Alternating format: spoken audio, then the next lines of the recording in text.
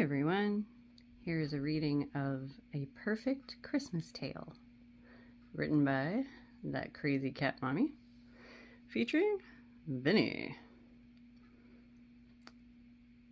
For those who wish upon a whisker, a Christmas miracle may just come true.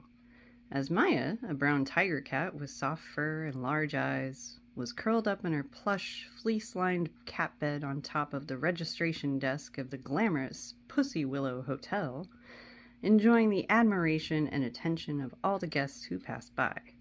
She noticed the sunbeams coming through the multicolored stained glass windows, creating rainbows across the white marble floor. For a brief moment, she was taken back to her childhood, when she was playing in the grass, chasing butterflies, and a rainbow happened to end between her and her childhood friend Jaffa, a tuxedo with the most soulful green eyes. She realized she hadn't thought about him in years, not since shortly after she had moved to the big city. The hustle and bustle of all the humans and the opportunities that cats have to do anything they want and to be pampered drove most of those thoughts away for a long time. Now that she had a nice cushy job at a swanky hotel and her life was settled, things had become comfortable with her boyfriend Vinnie, each having their own favorite cardboard box to sleep in and not having to worry about anything, as her current human provided all she could ever ask for and more. There was still a pang of homesickness that she felt from time to time, now being one of those times, due to Christmas only being a week away. Even though the twinkle lights strewn everywhere you could possibly look were amazing, it didn't replace her longing for family during the holidays. As a friendly stranger petted her gently on the head, she was brought back from her daydreams and sighed happily as she was content with her life.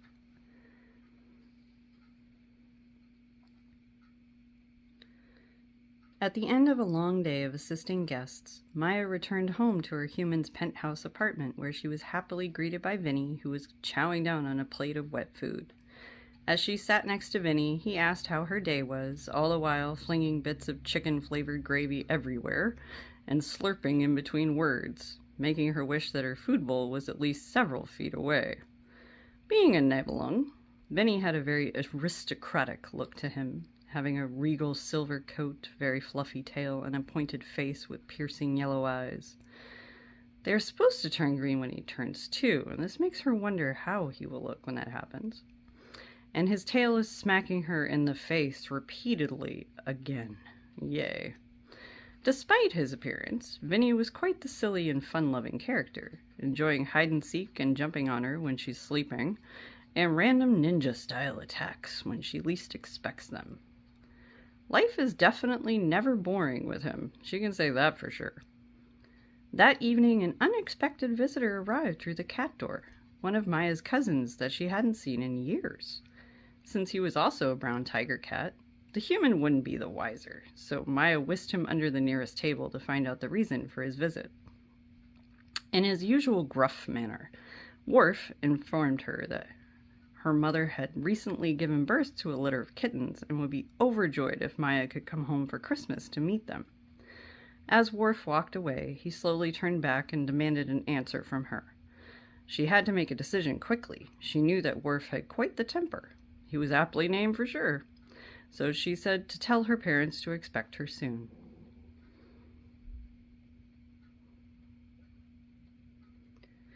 Watching carefully, Worf left without the human even knowing that he had been there, leaving Maya to tell Vinnie that she had to go home for Christmas.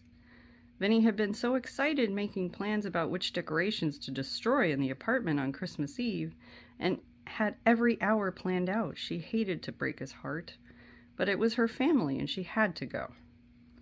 The next morning, Maya broke the news to Vinnie that she was leaving for a few days to visit her family, and even though he was sad that she wouldn't be there for Christmas, he understood and supported her decision. And then, as if nothing had happened, he ran out of the room at full speed for no apparent reason. Shaking her head, Maya went downstairs to inform her boss that she was taking a few days off, and even though he was disappointed, especially since there were always more guests during the holidays, he packed her some fresh roasted chicken from the hotel kitchen and wished her a safe journey. As she walked outside the hotel entrance, Maya paused to sniff the air to determine the best route. then took a deep breath and started a leisurely jogging pace that should get her to her parents' house before nightfall. When Maya approached the sign for Happy Tales, the tiny little town that she was born and raised in for a year, she slowed down to see if anything had changed. Not much, both to her happiness and dismay. Being in the city for 2 years, she had expected the small town to have changed in some way. All it did was look even smaller compared to the hustle and bustle of Spiffy City. At the same time, she was comforted by all of the familiar sights, making her feel warm inside. Maya realized it was sunset and needed to get home fast, so she sped up until it looked like she wasn't even touching the ground. As she was running down the driveway, she saw her childhood friend Jaffa by the front door of her parents' house. Couldn't be him, could it? Surely he would have moved away by now, just like she had. Getting closer, it was most definitely him, but he developed huge white whiskers and many pounds of muscle since she last saw him. He was the same age as her, but he changed much more than she had. Yet it didn't seem like she'd been gone that long. When she opened her mouth to greet him, the flap on the cat door suddenly opened and a symphony of mews got closer and closer until the entire litter of kittens tackled her, knocking her right over and happily licking her face all the while. After what seemed like an hour, the last of the 6 kittens finally scampered off, and Jaffa lent Maya a paw to help her up. As she was looking up into his eyes with the sunset behind him, he looked so angelic that it took her breath away.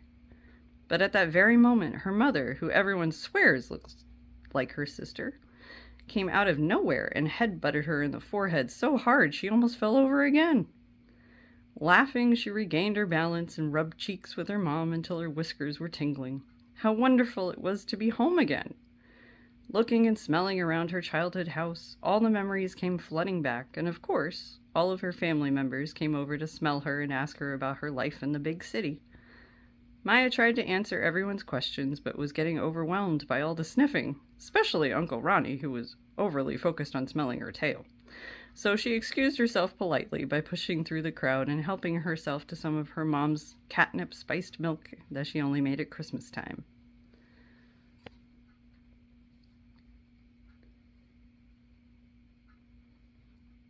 Smiling as she saw her father, a brown tiger cat with a slightly more gray furs than her mother, trying to corral the litter of kittens towards the bed for a nap, she slowly walked over and rubbed his cheek briefly as not to distract him too much from his difficult task of getting so many kids to sleep at the same time.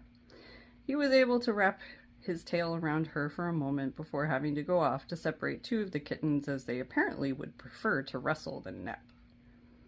Being exhausted from the journey and having a full tummy, Maya lay down in front of the fireplace, tucking her front paws up and her tail around her hind legs, and decided to take a nap. But just as she was dozing off, her mom came over to ask how long she was going to stay. Maya sleepily replied that it would only be a few days because she had to get back to her job in the city. Naturally, her mom asked about her boyfriend and why he didn't come, so she told her that he had big plans and couldn't make it, but it didn't bother her. Her mom sighed and asked if she wanted to stay a while longer. Maya understood taking care of a litter of kittens at her age was definitely tiring, to say the least. But she didn't want to upset her boss since she had such a coveted job that many cats in the city would love to have, and he was such a kind human. The exhaustion became too much for Maya, and she drifted off to sleep in front of the cozy fireplace, more content than she had been in a long time. The next morning, as Maya was awakened by the chirping of birds by the window, she felt how hungry she was. As she lazily walked over to the kitchen, she slowly realized that she had to go out and get her own snack, as it wasn't even dawn yet. There was only breakfast and dinner here, but it had been so long since she had to find her own food. She sighed as she went outside and just flopped on her side on the grass, trying to figure out what she was going to chase. When she thought she was about to die from the hunger, she hadn't eaten in well over 4 hours. She smelled something so tasty coming closer to her. What do you know? It's Jaffa with a fresh mouse. Seeing how she was about to wither away, Jaffa trotted up to her and gently placed the mouse close to her face. Maya was so touched by this act of kindness, but Jaffa had caught it, so she declined and pushed it back towards him. But he knew how hungry she was, so he pushed it back towards her. Only when Maya took a bite did he help himself to a piece of the mouse. Now that Maya could think straight, she tried to decide what she was going to do to occupy her time until the big Christmas Eve party tonight. With a twinkle in his eye, Jaffa told her to join him for some fun. Knowing what Vinnie likes to do for fun, she was hesitant, but Jaffa wasn't giving up. Eventually, she begrudgingly agreed just to see what he was going to do, because if it was fun, she didn't want to be left out, obviously. Jaffa started slowly walking away in the direction of town, but Maya was in the middle of washing her face and paused. Can't go anywhere with fresh mouse on her face. Come on now. So she kept tabs on him until she was done, then sprinted after him to catch up. After a while, they reached the gigantic 25-foot-tall Christmas tree at the center of town that the humans had all decorated together and had carefully placed twinkle lights and all kinds of ornaments on. Jaffa stopped and turned towards her with that look in his eye again. Maya wondered what he was up to, and before she knew it, all of a sudden, with lightning speed, Jaffa leapt from his position and landed on a branch several feet up in the tree. Pine needles started raining down on her head, and she couldn't stop laughing from the sheer spontaneity of it. Jaffa meowed for her to join him, but she wasn't sure about how she was going to get down. Since he wouldn't stop meowing, she closed her eyes and jumped, hoping she would be able to grab onto something. Amazingly, she landed on a branch away from Jaffa, who purred his approval at her jumping skills. Then he reached out with his left paw ever so slowly and knocked down an ornament ball, and they both looked down to watch it smash on the ground below. They made eye contact and realized how awesome that was. So they began smacking anything and everything they could find, carefully moving around the huge tree until all of the ornaments had been officially destroyed. Maya and Jaffa jumped down and sat in loafing positions to admire their handiwork. They both agreed they had done a terrific job, and it was so much fun. Uh-oh, they looked at each other at the same time. They both needed to use the litter box, like now. Running as fast as they could to the closest public litter box, they experienced some much-needed relief and... Wait a minute, why is litter flying everywhere? Maya glances up just in time to see Jaffa flinging litter in her general direction, barely ducking as a stream of litter flies by her face. Naturally, this requires retaliatory action, so she begins flinging litter back at him. Once both of them have flung almost all of the litter out of the box, they flop down and start rolling around, which makes impressions of cat angels in the litter.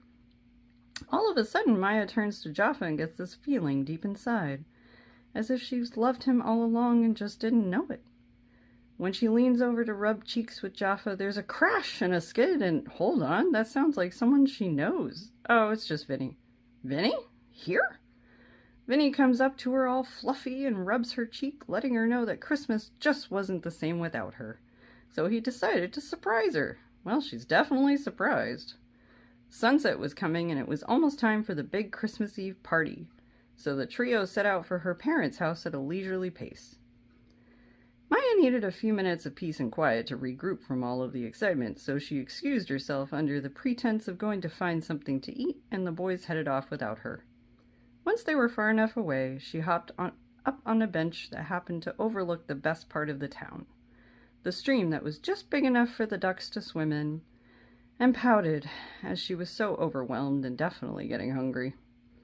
While she was contemplating if it was worth the effort to find out what duck tastes like, a human sat down beside her ever so slowly. How curious. The human was so quiet, just sitting and looking the same direction she was. Maya found this quite intriguing, so she side-eyed the human to get a better look. A male human with dark hair and fur on his face. A beard, they call it, but a very calm and soothing energy. She shifted slightly to get closer, and the human spoke to her in a voice slightly over a whisper, saying that it's all right, little one. Is that me? Little? I guess in comparison, but still, I can mess you up if I want to. But I don't want to right now. But I could, just remember that. The human must have sensed that in me, because he waited a while to speak again. After what seemed like ages, he said, "Little one, falling in love and having a relationship are two different things. How did he know what was going on with me? Is he a cat psychic?" He turned to me, reached out, and gently pet my head without saying another word. We sat like that for what felt like an eternity, but I knew I had to go. So I rubbed my cheeks against the human's hand, jumped off of the bench, and headed for my parents' house. Maya entered the cat flap at the house just as the Christmas Eve party was getting underway. She could hear music. Okay, not music per se. It was actually kittens thinking that they were meowing a Christmas carol, but it sounded like claws on a chalkboard. Yikes! Her poor father was trying his hardest to get them to meow, "We wish you a meowy Christmas," but that was positively not happening. Well, they're kids, so points for effort. At least they're cute. There was fresh roasted chicken that smelled so good. Definitely getting some of that right now. And some of that catnip-infused milk. Tasty. As she approached the chicken plate, Vinnie walked up to her and asked if she wanted to watch the lights on the Christmas tree. Even though that sounded interesting, Maya is totally starving, and if he says one more word, she will smack him. And of course, he opens his mouth. A hiss and a smack later. Well, he was warned. Grunting her annoyance, she leans in to enjoy some chicken finally. You can't come between a girl and her food, seriously. As she grabs a piece of chicken goodness, gosh, that's yummy, and makes eye contact with Jaffa across the plate, jumps back a little startled. She knew he was going to be at the party, but she wasn't expecting him at the food plate. Deciding it might be safer to wait a little bit, she goes over to the milk bowl and gets a few laps in. And once she cleans her face, decides to go see what Vinnie is up to. Vinnie is sitting in front of the Christmas tree watching the lights twinkle on and off, and on and off, and on and off. And seriously, dude, how long have you been watching that? Maya asks.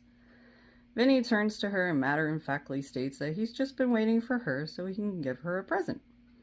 Excited, Maya sits up at attention and closes her eyes, and Vinnie pushes over her gift. She opens her eyes, and it's a can of tuna. Again. He gave me a can of tuna last year.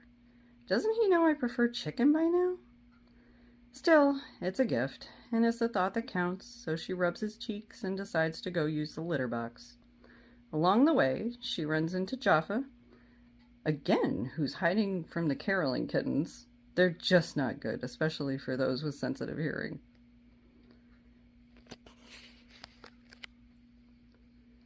Jaffa asked Maya to join him in the kitchen for a surprise. With nothing else better to do at the moment, she got distracted from using the litter box, but will probably remember at the worst time. She follows him to the kitchen. Jaffa turns around, and when he turns back, he has the most potent catnip mouse toy she's ever smelled, and pushes it over to her. She can't believe it. This is my gift? This is freaking amazing. She rubs his cheeks and throws herself on the floor to roll around with the mouse toy. Once the catnip starts to wear off a few minutes later, she knows what she has to do. She rubs Jaffa's cheeks and licks his forehead, surprising him, but making him very happy. Maya goes back to the Christmas tree and tells Vinnie that she's going to stay in Happy Tales.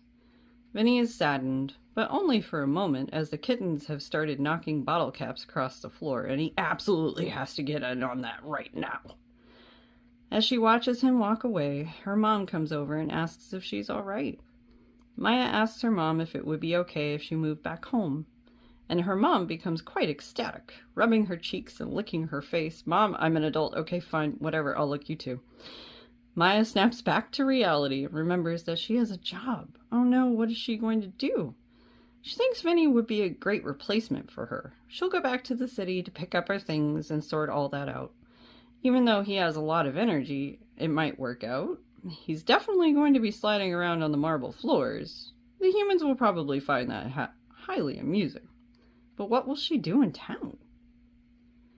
At that moment, the human that she had met on the bench earlier walked over, knelt down, and asked her, "Little one, would you be interested in being the house manager? I need someone I can trust to run things while I'm away." Oh gosh, would I ever? It's a dream job. Maya rubs her whole body against the human's legs in happiness, and the human says, "That's good, little one. I'm Keanu. Nice to meet you." Wait, she's heard that name before. As if reading her mind, her mom looks over at her and tells her that the house belongs to the human Keanu Reeves, the nicest human any animal has ever met. What luck to be chosen by him. This is definitely the best Christmas ever. Seeing all the happiness going on, Jaffa walks over and rubs Maya's cheeks, and since she's rubbing all over the human, this signals that he's cool, so he does it too. Then before anyone realizes it, all of the cats and kittens are running around the human, purring and happy as can be with tons of fur flying in every direction. Truly, a perfect Christmas tale, indeed. The end. But what about Vinnie?